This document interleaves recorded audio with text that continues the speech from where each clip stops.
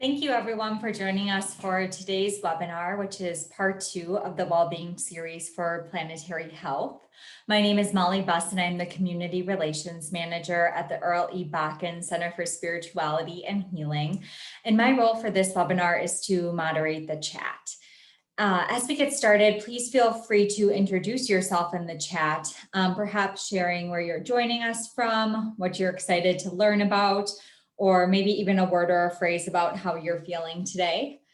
Before I turn things over to Bakken Center Director, Dr. Mary Jo Kreitzer, there's just a few logistical items I want to cover to help you navigate the webinar functions. You're welcome to share your thoughts and comments via the chat box.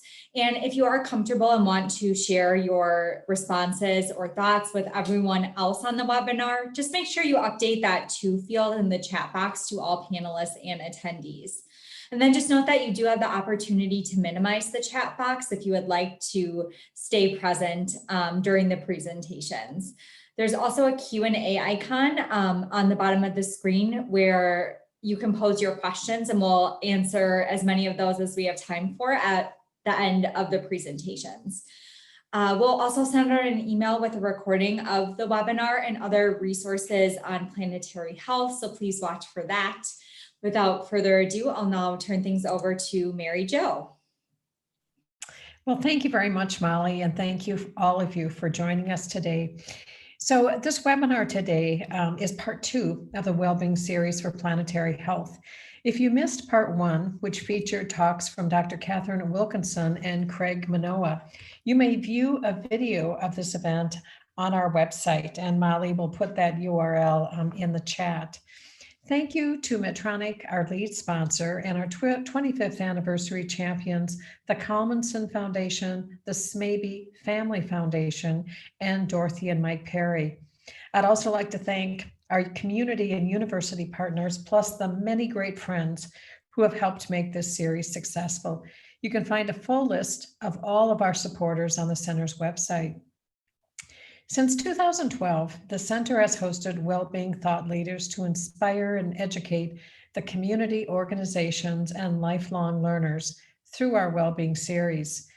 Today's presentation will feature 3 inspiring women leaders, Dr. Leah Prussia, Dr. Lalitha Surapaneni, and Dr. Teddie Potter, who will give presentations and participate in a lively panel discussion. So we look forward to your questions. You'll learn about the efforts being made toward planetary and human health right here in Minnesota.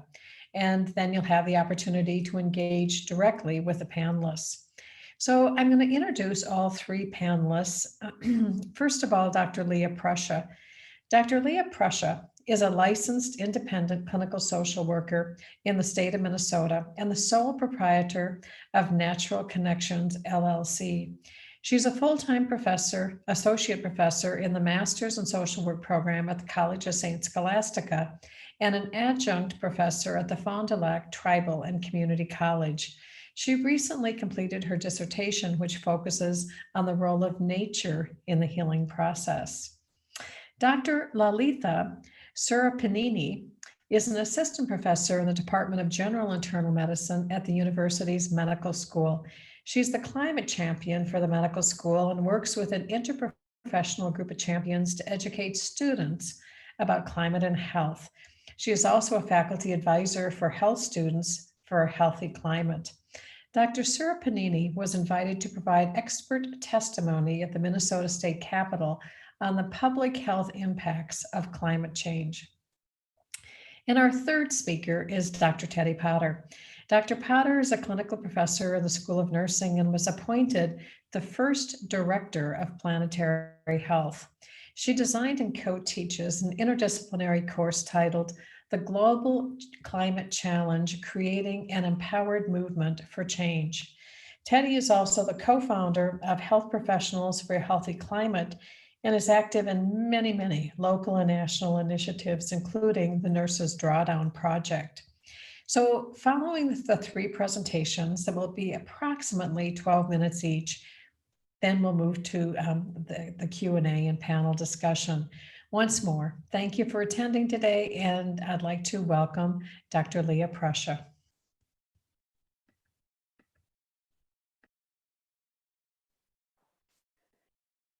Bonjour.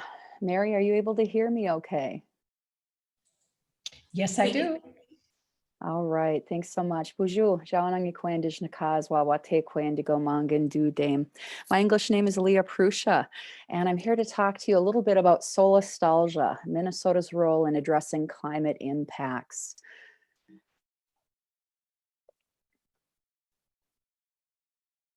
So we'll start out with definitions. What is solastalgia? Glenn Albright, a scholar and philosopher from Australia, first coined this in the early 2000s, describing it as a place-based distress from a lived experience of unwelcome environmental change to one's home. It's also, known to be an inability to seek solace from a place that's been desolated or impacted. And one of the things that I really wanted to point out is, even though this term has just recently started to enter Western science, our Indigenous people have recognized and felt and sensed this for hundreds of years. The Hopi refer to solastalgia as a disintegration of human life when out of balance with the world. Our Inuit relatives refer to it as a friend acting strangely or unpredictably. And I think what's really important to note here is that our Indigenous relatives recognized from the very beginning the intersection of personal and planetary health, that there's an interconnection. When the world or the land isn't feeling well, we don't feel well. And other ways to summarize this term solastalgia as a mental, emotional, physical, spiritual hurt due to witnessing harm to one's relative, the natural world. I know when I teach and work through this terminology with my students, we really view it as a vicarious trauma. And as I talk to you a little bit about the research with the Minnesota Department of Health, you'll learn more after that. I want to give a shout out to Dr. Tom Beery, who used to work for the Minnesota Sea Grant. He brought together a number of health, social, and natural scientists together to talk about this term, solastalgia. What does it mean? What does it mean to us? And how do we start collaborating on the impacts of not only climate change, but climate change's impact on us as humans? There are a number of collaborators in this partnership: the Minnesota Sea Grant, the College of St. Scholastica, Fond du Lac Natural Resources, a number of nonprofits. We're working with the Minnesota Department of Health, Lakehead University in Ontario, and Dr. Tom Beery recently transitioned to Sweden. So we consider Sweden at Kristianstad University one of our partners. The Minnesota Department of Health, the University of Minnesota Duluth, and the Twin Cities have also representatives from various disciplines. And then the Lake Superior National Estuarian Research Reserve is also involved in our Solastalgia collaborative. I think it's important to just share a little bit about the projects that have come out of our work together as interdisciplinary international collaborators. We recently completed a solastalgia scoping review that was led by our partner in Canada. I know Phil Defoe and myself here in the Duluth, Minnesota area, prior to COVID, we're sponsoring and solastalgia support spaces, talking circles, an opportunity for individuals to connect on what they're experiencing as far as our changing climate. There's been a number of educational workshops that our various partners have participated in, and various media coverage related to our solastalgia work. One of the things that I'm going to spend a little more time talking about is the Minnesota Department of Health study that I was fortunate to collaborate with. I really think it's important to note that Brenda Hoppe was slated to speak at this discussion today. She's the lead investigator for our solastalgia research project. And again, without her efforts and bringing together researchers from Scholastica, from McAllister, and the Minnesota Department of Health, we wouldn't be here today. And then one of our hopes as a collaborative is to really host an interdisciplinary conference connecting research and practice. As many of us know, the lag time between research and practice is 8 to 10 years, and that's not quick enough. It just is not. So our hope is to bring together a group of our practitioners doing on the ground work, as well as those actively researching these concepts and ideas, so we can move it into action much quicker. So a little bit about the study. This is an exploratory study. So I just really want to remind all of you science heads out there that I am not claiming causation. This is an exploratory study where we gathered qualitative information from Minnesota mental health professionals about place-based grief. So initially we had over 3,500 responses from mental health professionals defined in statute, which include psychiatrists, nurse practitioners, clinical social workers, LPCCs. We had over 3,500 respondents, but our N ended up being 534 based on completion of the survey. And what we were curious about is what are the current knowledge, attitudes, and practices of mental health professionals as far as climate impacts on mental health? So I'll be going over just we're in the process of synthesizing this data, and we'll be putting out a paper hopefully before the end of this year. What we're planning on doing in the next few months is Minnesota Department of Health is going to be hosting a time to discuss some of the research summary, as well as a webinar training for mental health professionals. Again, it's really important for us to move what we're finding in research a lot quicker to the practice world. And then at the end of the presentation, I'll talk about next steps. So knowledge of terms. We were curious about where mental health professionals were as far as looking at climate anxiety, understanding what climate grief, eco-anxiety, eco-grief, what that terminology meant. And as you can see from our basic bar graph here, is there was the most familiarity with the anxiety-related terms. What was least familiar to people was this term called solastalgia. So over 80% of our respondents in this questionnaire were unfamiliar with this term. And as you can see, the varied terms lend us the need to start grappling with and further identifying this. So we are clearly speaking about what each of these terms mean to the various professionals. I want to briefly talk about knowledge and attitudes regarding climate change. As far as this slide, from 50 to 70% either agree or strongly agree that they believe climate change is a problem and that they're seeing it starting to impact humans. And there's also a high percentage here that have observed signs of climate change impacting mental health. Again, what we did was seek feedback from the mental health professionals on what they were seeing in clients that they personally served. So again, we are not talking about causation. We are merely investigating what are these clinicians seeing. Some statements that we explored and looked at with the various clinicians as far as knowledge, as far as practice-related statements. If you start at the top of the statements, believing there's an import of people understanding the impact of climate change, we start out with a higher number of 70%. As we move down the phrases and statements, I have discussed climate change with my client. We've had about 50% of our clinicians that completed the survey doing this. As we moved to find out what people were doing as far as practice and tools, 30% found that they were familiar with tools to assist mental health symptoms impacted by climate change.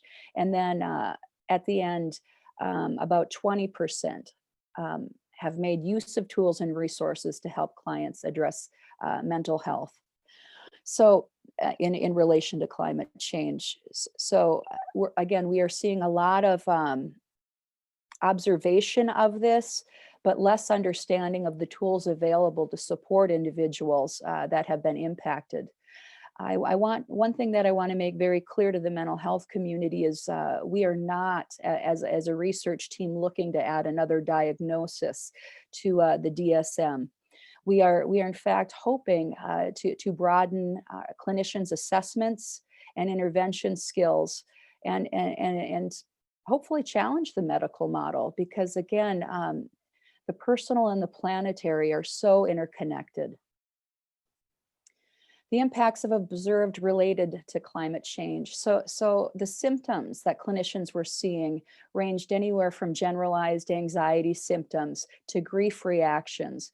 They were seeing impacts of, they reported impacts of climate change on people's substance use, domestic violence, and symptoms related to post-traumatic stress disorder, as well as suicidal ideation. Again, we are not able to isolate the impacts of climate change on these symptoms. We merely are just taking a first look at this information. Next steps. Again, I think my 12 minutes are nearing the end here. So again, keep your eyes peeled on the Minnesota Department of Health website.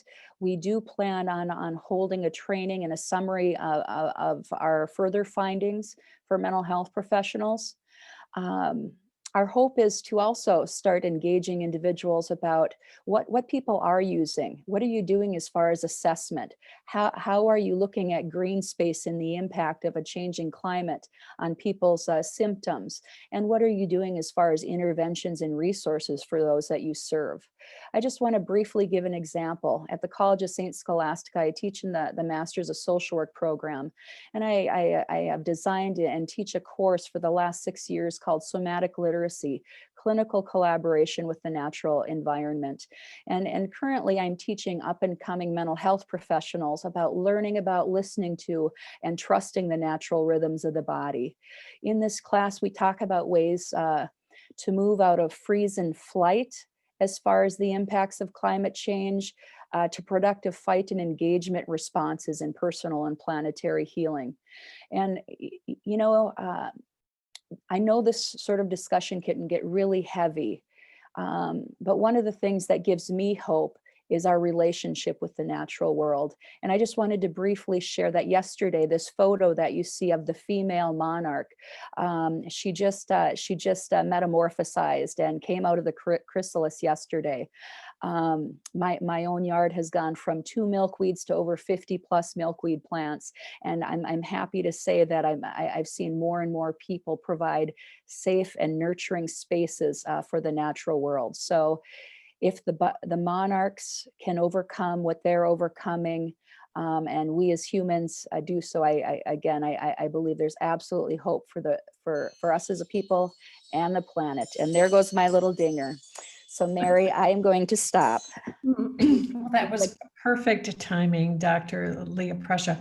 Thank you so much for that presentation. So I invite you to start adding questions to the Q&A, and some you might want to address to the panel as a whole, but if you have particular questions for particular speakers, please note that as well. And so next up is Dr. Lalitha Surapaneni. So I will turn it over to you. Thank you so much. All right, so thank you so much for being here today. And thank you, Dr. Prussia, for that wonderful talk. And for my piece today, I definitely did want to address some of that action piece. As mentioned, I work as a hospitalist, so I'm an internal medicine physician. I primarily practice on the East Bank campus of mHealth Fairview. I'm also an educator in that role. So I wanted to share a little bit about what we're doing within the healthcare system. I also wanted to talk about my role as a physician advocate and my work in legislative advocacy. I work with a group called Health Professionals for Healthy Climate. So let's start off with the healthcare system, why do we need to even worry about sustainability within our hospitals? If you look at this slide, you see that US healthcare system itself, if it were a country, it would produce more greenhouse gases than all of UK and all of Nigeria and an entire country's footprint. So we do have a growing understanding within healthcare that even as we are trying to provide care to our patients, the way we're doing it is end up hurting the very communities that we are trying to serve. There's a number of organizations that have come up with plans to look at this critically, including Healthcare Without Harm and Practice Green Health, to look at various operations within the hospital systems and think about how we could deliver care both safely and sustainably. And since COVID-19, we have had a real, we've taken a moment to look at the way we practice medicine. We've seen that PPE has become a really big issue. You know, before when I practiced in India and I practiced in Haiti, and somehow there was this sense of seemingly endless supply when you practice in the United States, but that was quickly put under focus during the COVID-19 crisis. We also saw that a lot of health inequities are being exacerbated and brought to the forefront. But we also did see that there's a chance for a change overnight almost, the way we've changed our practice into telehealth, for example. So hospitals are using this as a moment to build a new healthcare system that could deliver care sustainably. Within mHealth Fairview, we have a green group, Climate Health Action Program, and we aim to look at all of these different aspects of challenge areas and make our care more sustainable. And as my role of an educator, this is probably like the best part of working at the university, is I get to be continually inspired by students with their enthusiasm and innovation. So I'm a faculty advisor for Health Students for a Healthy Climate. It's a group of interprofessional students that meet regularly and think about sustainability within healthcare. I also get to be part of a very amazing advocacy fellowship through the Twin Cities Medical Society. And these are students that are learning how to be physician advocates. So this is a letter to the editor that one of my mentees got published, which leads me into the next phase here of talking about physician advocacy. And so before I talk about individual projects that I've been involved in, I just wanted to give you kind of a groundwork of these issues. So the Volkswagen diesel emission scandal, some of you may know that back in 2015, the EPA found that Volkswagen was intentionally tampering with their diesel emission controls. And so they settled and they gave out a lot of grants or money to different states in the country. So in Minnesota, the Pollution Control Agency was awarded money.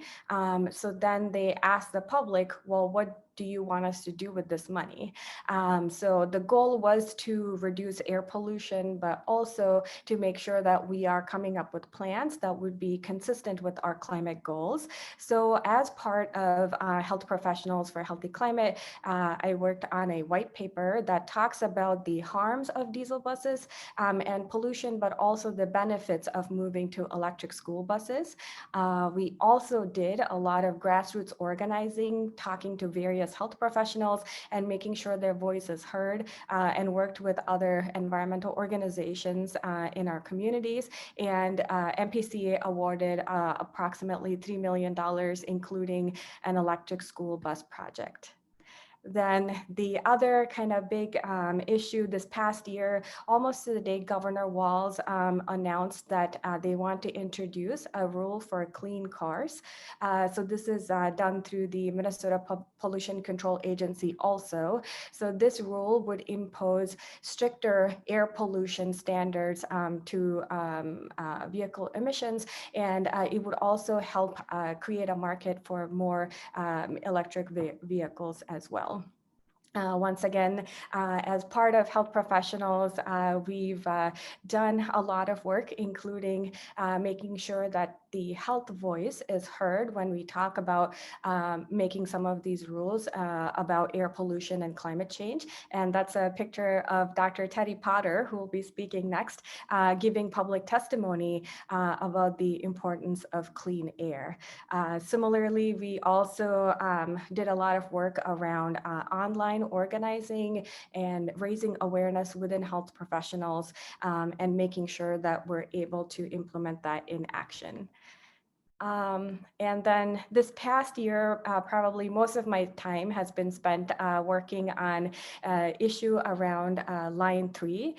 Many of you may know this. The pipeline carries tar sands from Canada. It passes through Minnesota, crossing the headwaters of Mississippi twice, and then gets into Wisconsin. So the climate impact of this pipeline, as you can see here on the right, it's supposed to produce 193 million tons of greenhouse gases, and that's a comparison with the rest of the emissions in our state. So as part of Health Professionals for a Healthy Climate, we've again made sure that we collect the evidence about impacts of oil spills on our health, whether that's a construction-related impact, and compiled it into a white paper. We also did public testimony. That's me at the Public Utilities Commission talking about the health harms, how climate change is a health emergency. We've also had very unique organizing opportunities, including a teach-in at Governor Walz's office, and through health professionals, and many of our health students participated as well. You know, I care about climate change mainly because of the issue of climate justice. Climate change impacts everyone, but not equally. Vulnerable groups are impacted more. And so this is something that really drives my work. We know that science alone is no longer enough. This is a picture of global carbon emissions, and in 1987, when James Hansen gave testimony, you know, when IPCC was created, we knew in the 1980s that climate change was an issue, but more than half of global carbon emissions have happened after the time, and they don't seem to be slowing down. So this is a report put out by the United Nations, and you see the red line is what countries have already committed to producing. The blue lines are where we need to go if we want to meet our climate targets of either 1.5 degrees centigrade or 2 degrees centigrade. Currently, countries are on track to produce more than 120% fossil fuels than will be compatible with our climate goals. So what can you do? I wanted to share a couple of organizations that I work with. I find that, you know, climate change is a very complex problem that touches on pretty much every aspect of our lives. And so we definitely need an interprofessional approach to this. And working within community also helps provide that hope. Sometimes it can be very daunting to face such a huge task. So these are members from Health Professionals for a Healthy Climate. I also work with Minnesota Center for Environmental Advocacy, that are a group of environmental lawyers and scientists working together. Recently, you may have seen a lot of news around polymet permits that MCEA was working on. That's more of a long-term commitment, but coming up to the election, if you have a few hours to dedicate, then there's a couple of opportunities to get involved. One of them is the Environmental Voter Project. So this is both of these are nonpartisan. The EVP especially is focused on engaging environmental voters and make sure they turn up and vote for climate. And finally, if you only have a couple of minutes to make a phone call, I did want to leave you with this information for both Governor Walz and the MPCA Commissioner. They definitely need to hear from us the support for the climate actions they're already taking, and making sure that we also let them know that we don't want any more fossil fuel projects being built. Climate work is, like I said, can be daunting. So I'm going to leave you with a quote that I frequently draw inspiration from. Thank you.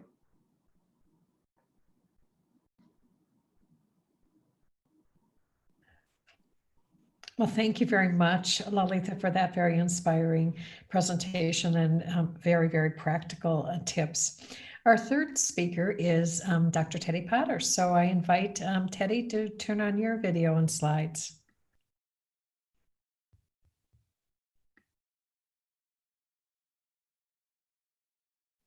Thank you very much to the speakers who spoke before me and for your inspiring words. So I'm going to take this in a little bit of a different direction today. I'm going to be talking about planetary health, which even takes the issues and the solutions to a greater level or a larger level. But before I speak, I want to be sure to honor those who care, the nurses, physicians, and care providers on the front lines.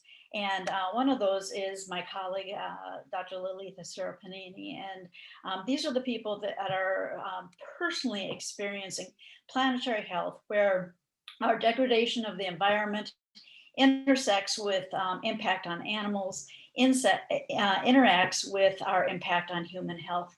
And that's what planetary health is about.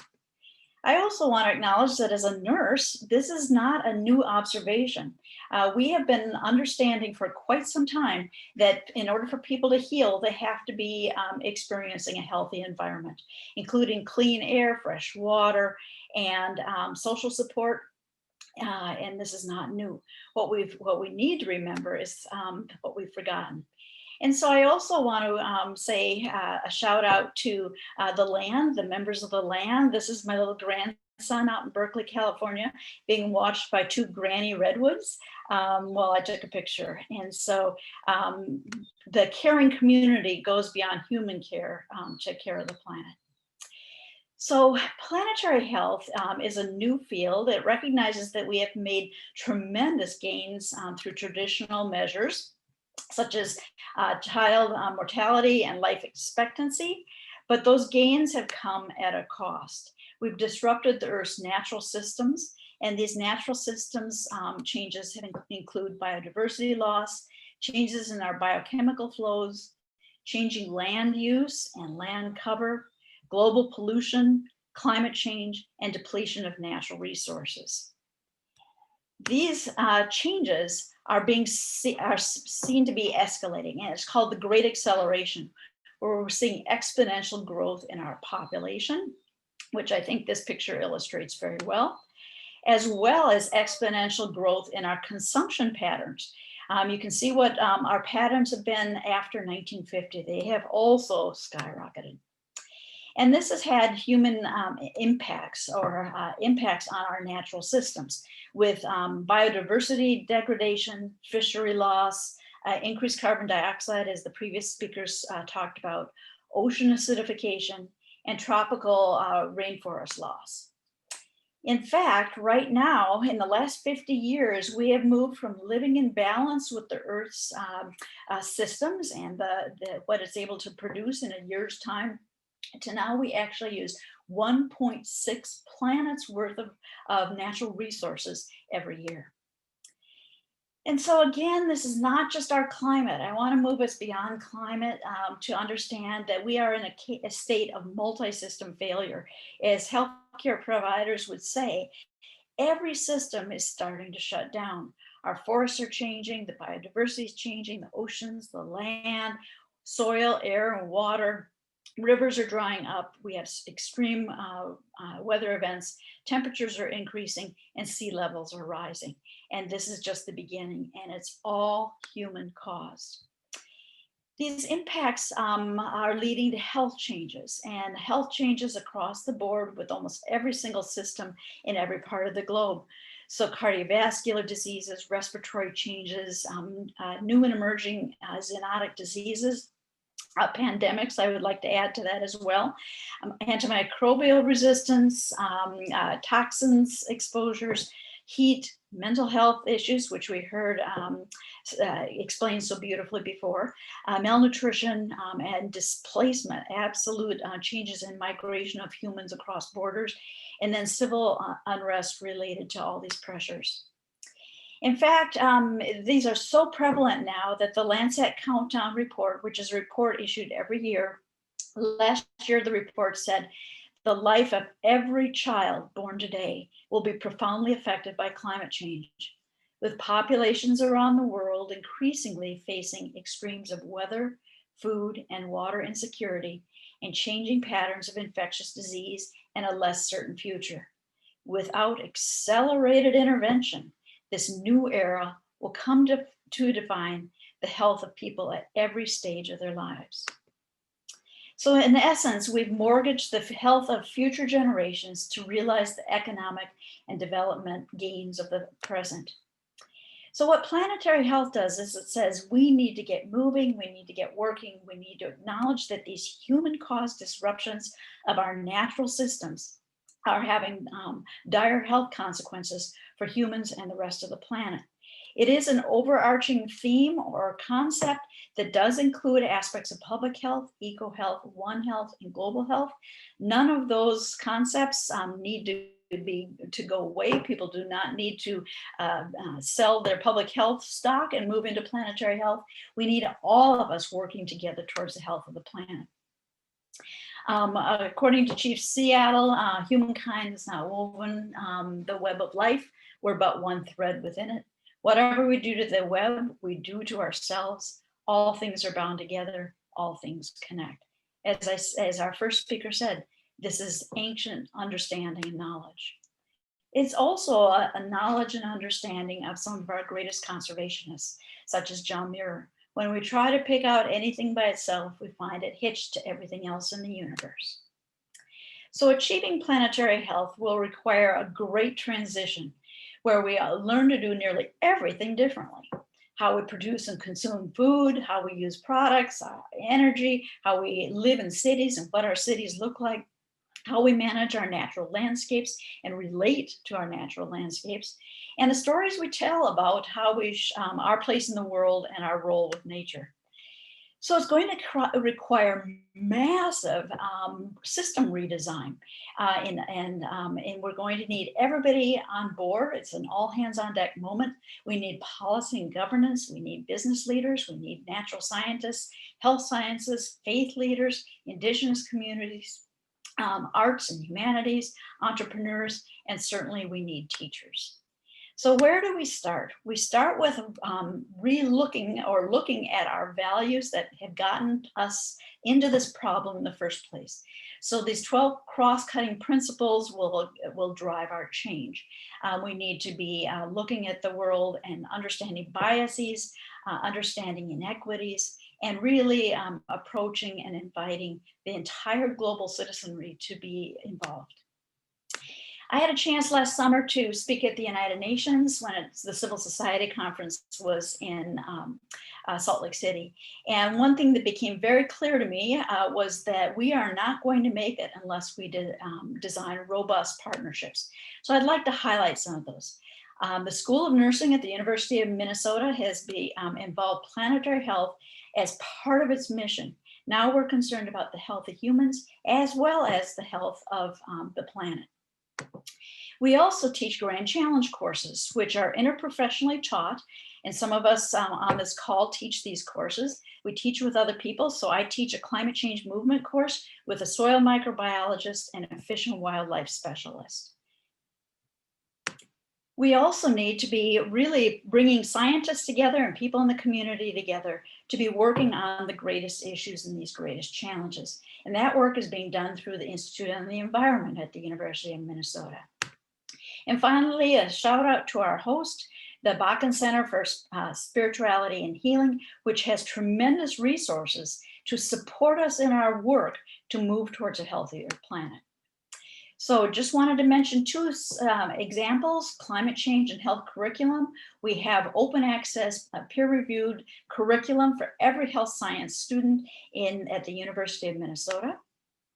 And as mentioned earlier, we have partnered with Project Drawdown to mobilize nurses globally to be involved in taking action to draw down greenhouse gases. So this is just the beginning. I invite all of you to join us. Know that I'm here as Director of Planetary Health for the School of Nursing and can provide resources and be of support as you move into this work. It's going to take all of us, but that isn't daunting. I think it's very exciting. A more equitable, a more positive, a more beautiful world is indeed possible. Thank you. Oh my gosh, thank you so much, Teddie. That was wonderful. So I'm going to invite all the panelists to pull your videos back up, and I'm going to start posing some questions. And Leah, the first question is for you. What do you see as the role of spirituality in addressing mental health challenges that either have arisen or been aggravated by damages to the environment? I smiled when I saw that question. I know I can only speak for social work. I can't speak for the other mental health professions, but social work is one of the mental health professions that really we're able to go there as far as talking about spirituality and religion. I know the two are a little bit different, but we try to start where the client is. I really aspire to and utilize our medicine wheel teachings, the mental, emotional, physical, and spiritual. And it's surprising how many clients that I've seen or the students that are out in field where spirituality comes up as far as in relation to the natural world. So personally, I believe it's very important. However, I start where the client is and whatever their comfort level is in engaging in that. Great. Well, thank you very much for that. Teddie, this next one is for you. What would you recommend for people who work in big systems that are slow with change? How can we be impactful as an individual within these systems? That's a wonderful question, and I appreciate the person who posed it, because we are talking about systems changes, and systems changes are very large, and sometimes it seems overwhelming, like we will never be able to do this. But the interesting thing about systems is if you find the right leverage point, amazing things can happen when you work together and pull on that lever. So the key of working in big organizations is you work in a big organization. There's a lot of talent there. There's a lot of wonderful people there. So find them. Find the other people that are interested in protecting the planet, that are concerned about human health, and know that something's going wrong in our society. Perhaps they have solastalgia and they want to be working there towards alleviating that. Find those people, begin to share your knowledge, and begin to talk about where can you make early changes, because as I say, everything's connected. So you never know, it might look like a very small action, when in fact, when you mobilize it, amazing things can start to happen. So find your peeps, find your people, take hope, and just do something. That's the critical piece. Start. Thank you. Thank you, Teddie, for that. Lalitha, as a physician, can you tell us about what your role is when you are trying to change the hearts and minds of patients? I mean, how do you even bring up this whole topic of, climate change within the context of clinical care? Yeah, absolutely. So I think there's two pieces to it. You know, one is definitely thinking about climate mitigation. So many of the behaviors that are healthy for us are actually also good for the planet. So whether you're talking about diet, whether you're talking about maybe not driving and taking a walk to work or biking, so that is active transportation, or whether that's mental health, you know, is spending time in nature. So there's definitely that angle through which concern for environment could be introduced. There's also, unfortunately, the effects of climate change are already here. We see a lot of our patients who are suffering impacts of all those things that Dr. Potter mentioned, you know, even in Minnesota, whether that's heat, whether that's air pollution or Lyme disease. So I think there's definitely things you want to talk to your patients about. You know, check your air quality before you go outside could be the initial starting point of conversation that could then lead us closer to that topic of climate change. And in, you know, there's no need sometimes, at least within the clinical encounter, to maybe introduce those words, but we can still talk about environment and sustainability. Thank you very much for that. I'm going to pose this question really to the three of you. I think this is a really tough question. It has to do with communicating with climate deniers. Many experts recommend trying to find common ground and trying to avoid discussion that would be upsetting or threatening to the denier. But do we have time for a slow, non-threatening discussion? And the person writes, it's my understanding that some communication experts in the field of psychology are now recommending, in effect, escalating the discussion, providing potentially upsetting information. You know, what do the three of you recommend? And so, Teddie, will you go first, and then we'll have Lalitha go, and then Leah. I will. These are days where we need to move away from polarization and move towards each other with deep, open hearts and empathy. We need to be not just talking about facts, but talking about heart language and emotional language. We have found by entering conversations with people and asking them about their relationship with the earth, what's their favorite place in nature, what's the meaning for that for them, can they tell me a story? Is there a favorite lake, a favorite path, a favorite tree? Can they tell me a story? And then we ask about, have you seen any changes? Does that tree change earlier or later? Have you seen that the weather is different? Not the weather patterns, but the climate is different. Have you seen changes? And generally people will say they have. And then we invite them into a larger dialogue. I have found that using planetary health is a much more acceptable term because it has not been politicized. It has not been become a partisan term. And so people will say, absolutely, there's troubles with the planet. I read about it in the paper all the time. I see it all the time. So it's allowed us to take a road in and have a deeper conversation. Thank you for that. Yeah, as you were talking, I was going to share this resource. These are some data that the Yale team conducts studies on climate opinions across the country. And if you see, it's been, the concern about climate change has been increasing year by year. And that particular graph that I shared shows that about 70% of US population agrees that climate change is happening.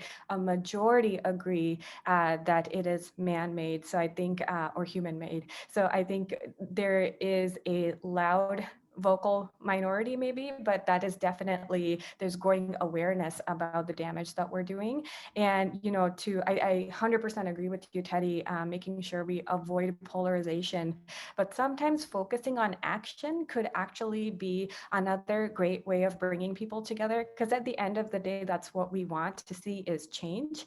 You know, in those same opinion graphs, you could also see that regardless of the political spectrum, people very much want to invest and in renewable energy, because that will also, you know, be helpful for cost savings. So finding those action items that we can all agree on is another way to approach it.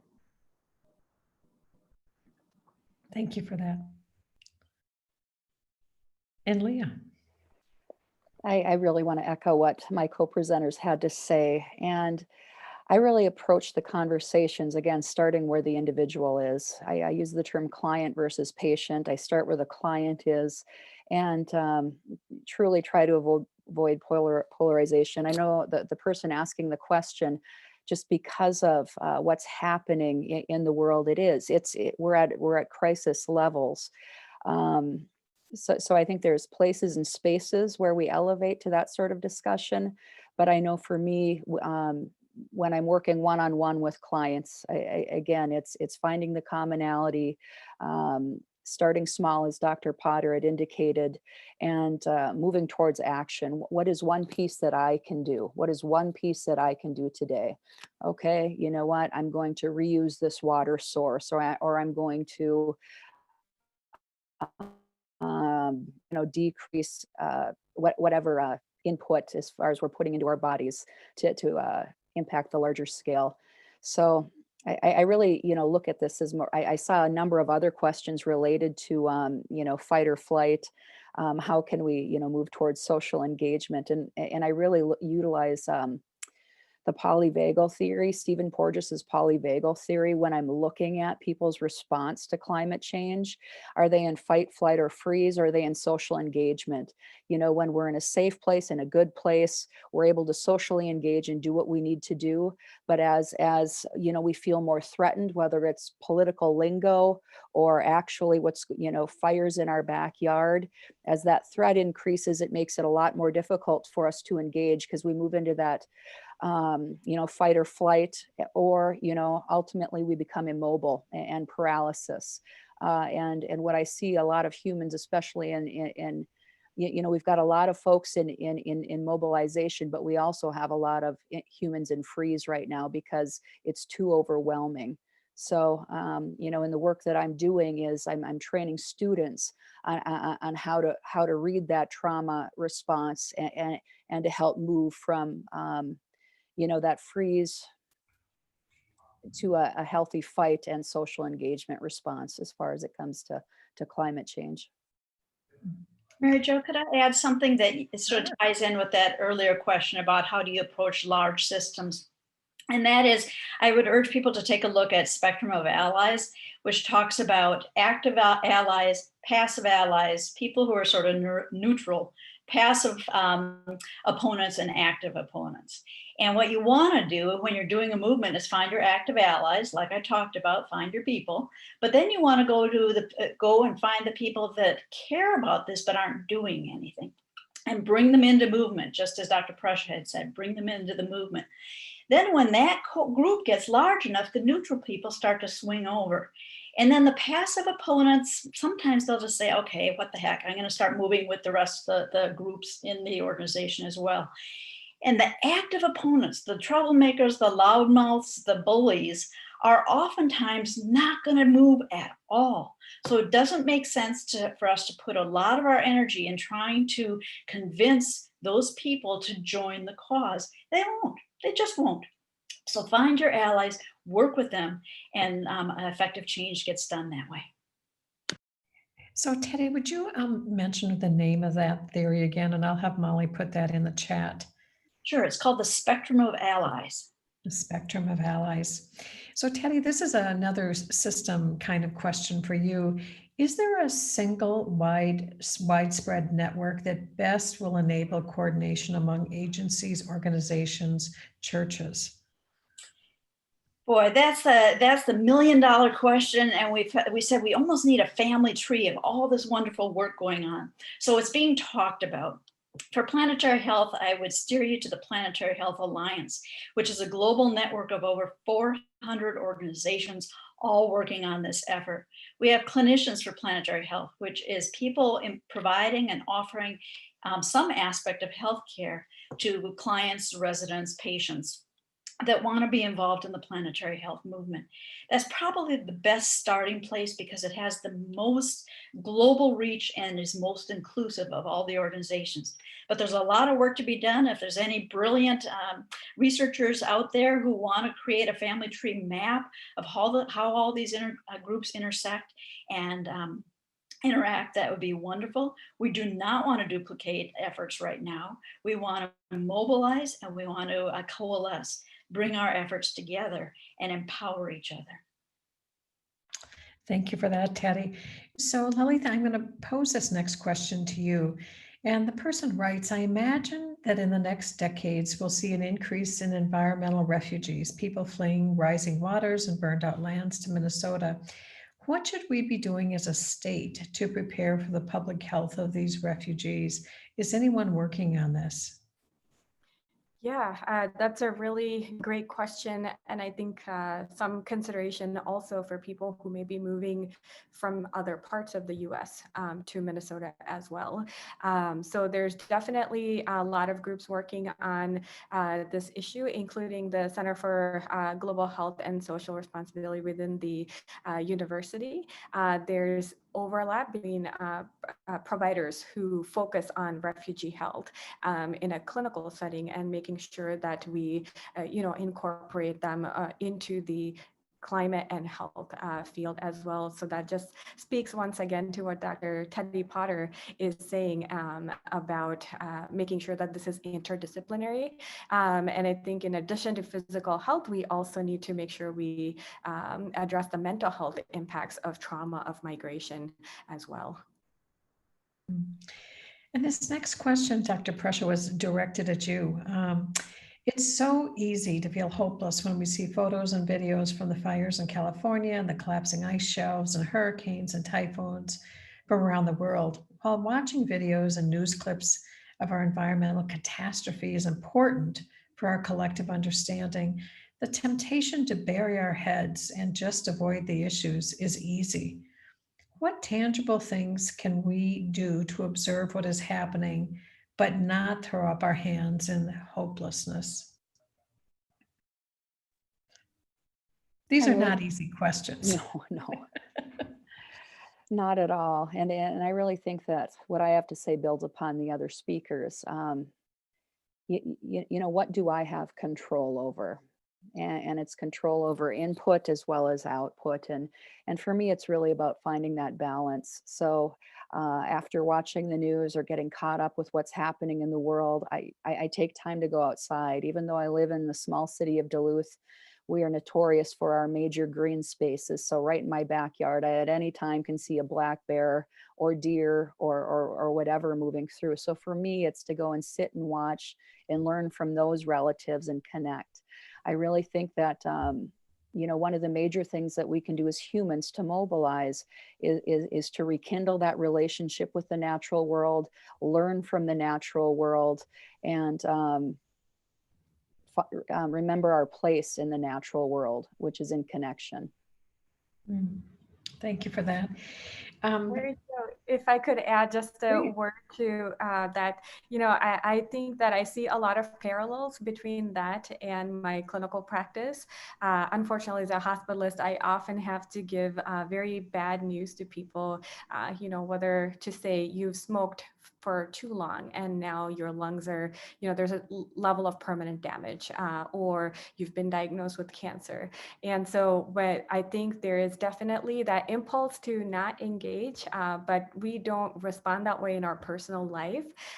We try to make sure that whatever situation is presented to us, that we make the most of it and fight. And so I would say the same, that there's no this ideal that we can go back to. It is everything that we can save, we must. Thank you very much for that. So Teddie, this comes to you. You offered a suggestion about a person's favorite place in nature and sort of dwelling there. And the question is, what do you say when a person's favorite is driving an ATV or motorboat? These are my family members. I want to piggyback on what Dr. Prussia said, because she lives in the beautiful north. And so sometimes I think we have to travel a long distance to experience nature, and really want to get people in the habit of looking out your window or looking at a potted plant in your living room if you are homebound and can't get outside, tasting the food that comes in, eating locally if possible. So there's a lot of things we can do, and the Center for Spirituality and Healing is exceptional at helping us understand how to bring nature into relationship with us. But as far as if we have somebody who says they love to feel the wind in their hairs as they're riding their ATV, I pivot a little bit and go, isn't it wonderful to feel wind in your hair? And that's a great sort of human connecting piece. People feel wind in their hair when they're climbing Mount Everest, or when they're in a canoe down the river. And we're all connected in loving the land, loving the air, and what can we do to protect it so that your children, my children, can also love the land, that the land will be in a state where we can get out and enjoy it. So I don't nibble or bite on the ATV. I just don't go there. I go to what connects us rather than what divides us. Thank you for that, Teddie. And Lalitha, can you tell us what's the difference between Planetary Health and One Health, or are they the same? I feel that Dr. Potter is better equipped to answer that question. Actually, Planetary Health incorporates One Health. One Health talks about the intersection of animal health, the land, and human health, and really works on the diseases that come out of that relationship. And it focuses on the health providers, veterinarians, physicians, nurse practitioners, epidemiologists, et cetera, that are working on the health aspect. Planetary Health goes a step further, a step bigger, and says, what's wrong with the system, the entire system?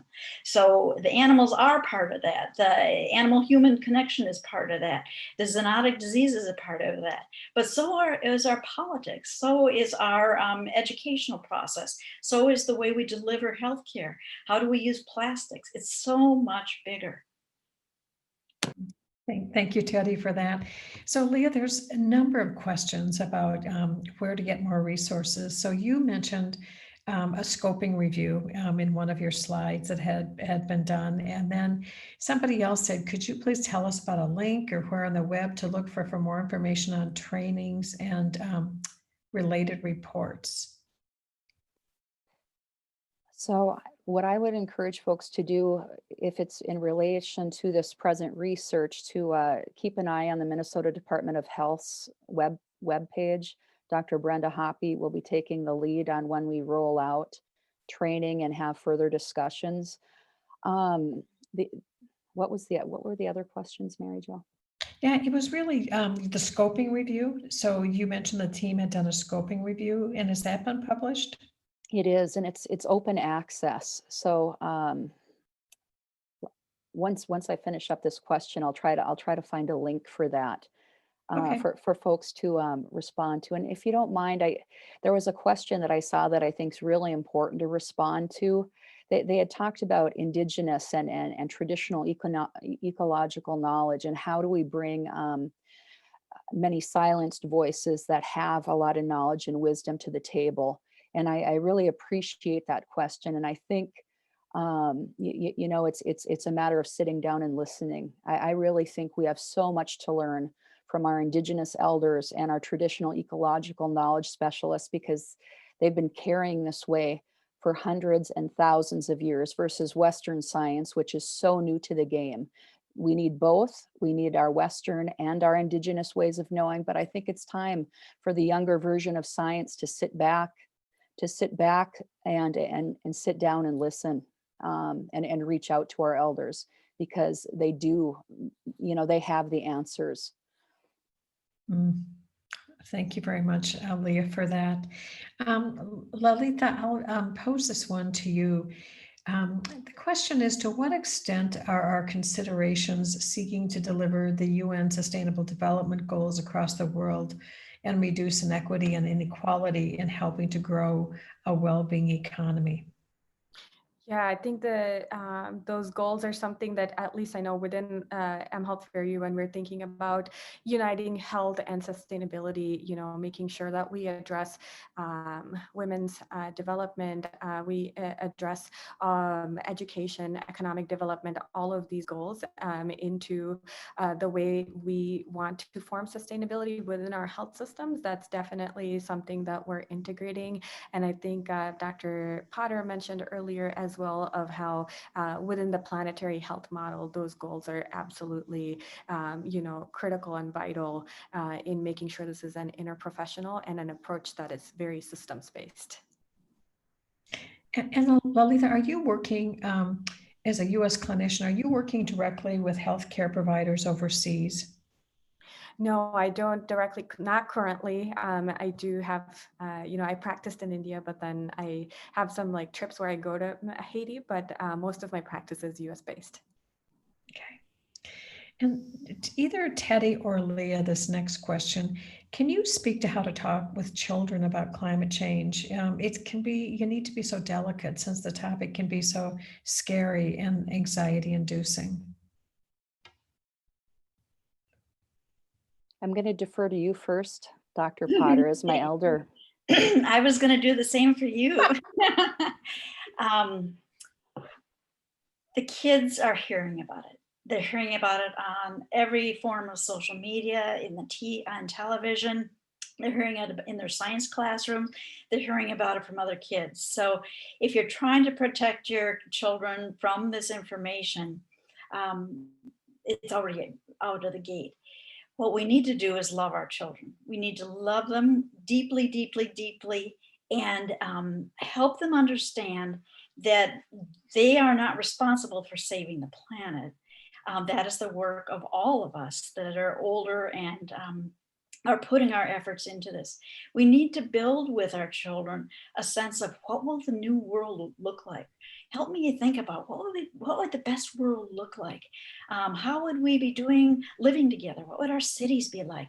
Kids will be great. They can draw pictures of flying, whatever, cars and all the things that are possible when you launch a dream. And then invite kids into understanding, now please stay in school and do well in school, because you're going to be part of helping to build that future that's going to replace what we're doing right now.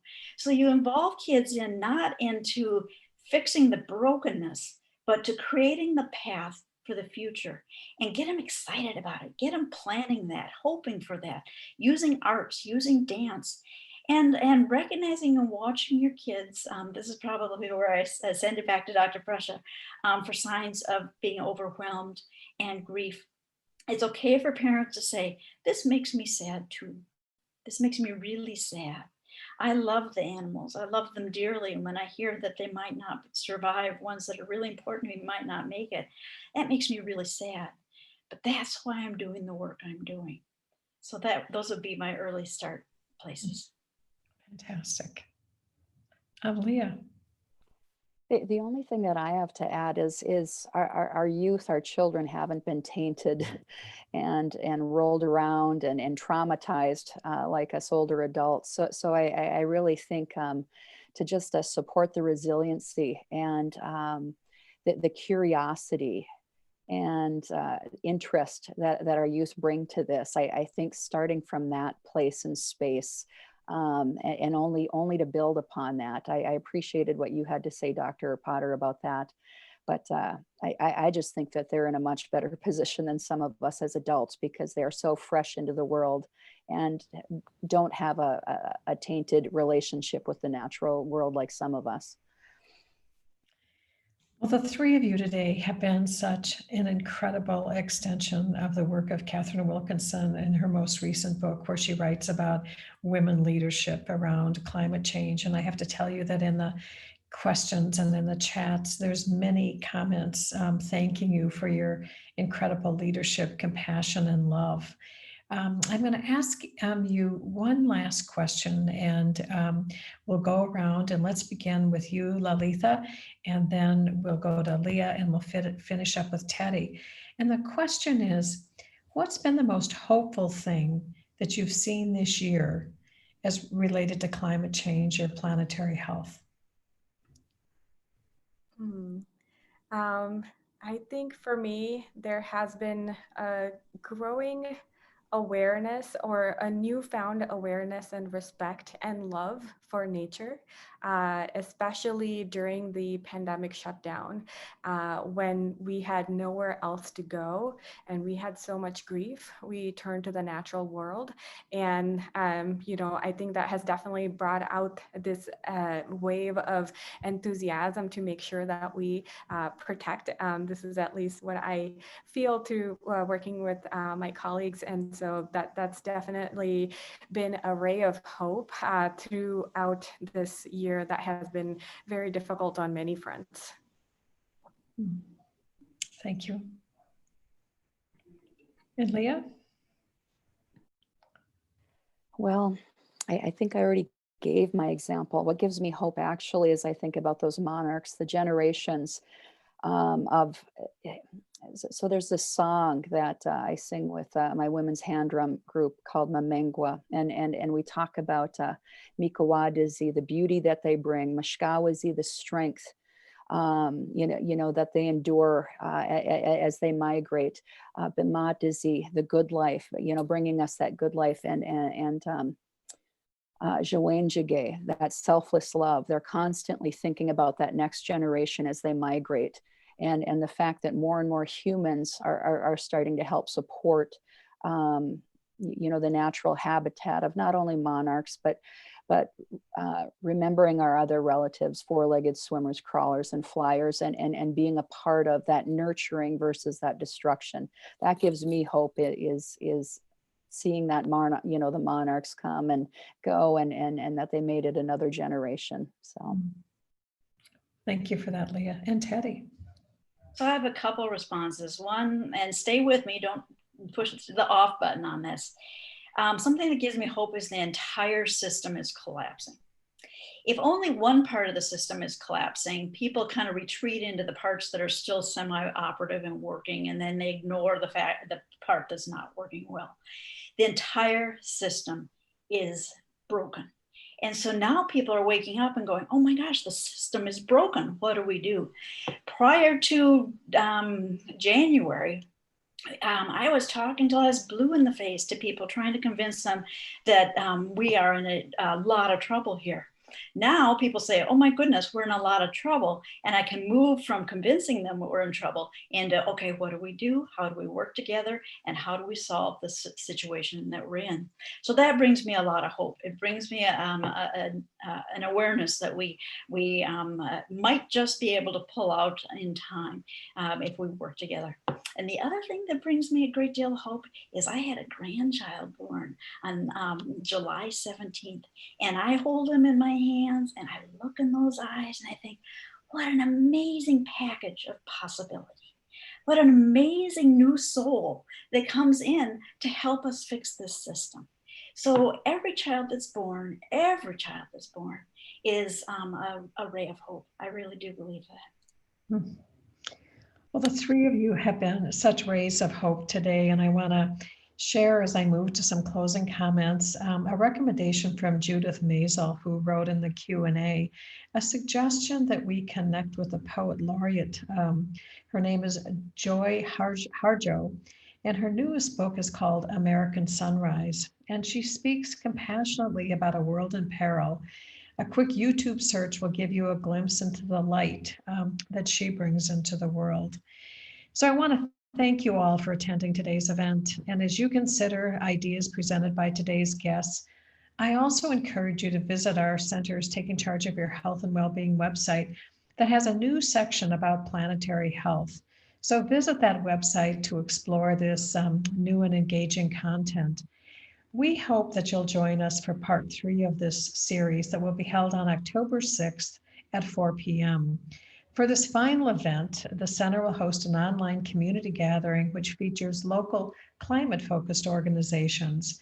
And leaders of these organizations will highlight the work they're doing in Minnesota and share ways that you can get involved in the work that they're doing.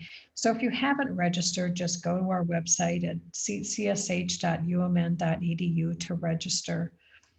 Events like today's program would not be possible without the efforts of the center's team. Thank you for your hard work and dedication. And to all of you, if you enjoyed this event, we would be grateful for your generous support. The center is grateful for your gifts of any size. You can make your donation at csh.umn.edu or simply click the Give button in the evaluation email that you'll receive for this event.